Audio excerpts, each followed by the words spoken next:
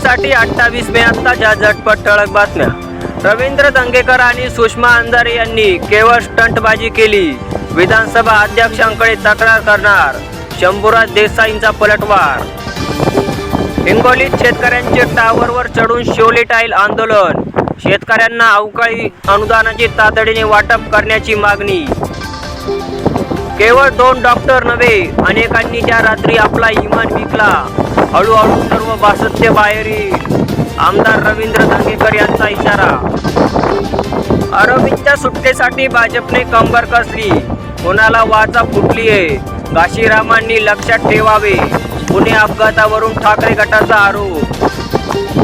बियाणांसाठी शेतकऱ्यांची जिल्हा कचेरीवर धडक, खरीप हंगामाचे नियोजन कोलमडले, संयमाचा बांध फुटला। वाढत्या उन्हामुळे शेतीची मशागत खोळंबली, बी बियाणांच्या नियोजनासाठी शेतकऱ्यांची धावपळ।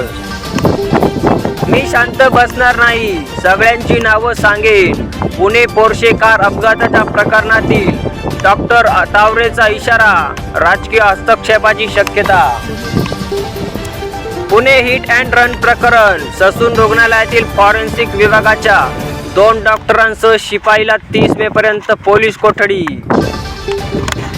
लोकसभेत जी खटपट झाली ती विधानसभेत होता कामा नये, भाजपला सांगा 90-80 जागांचा वाटा आम्हाला मिळालाच पाहिजे, भुजबळांची दादांना आठवण।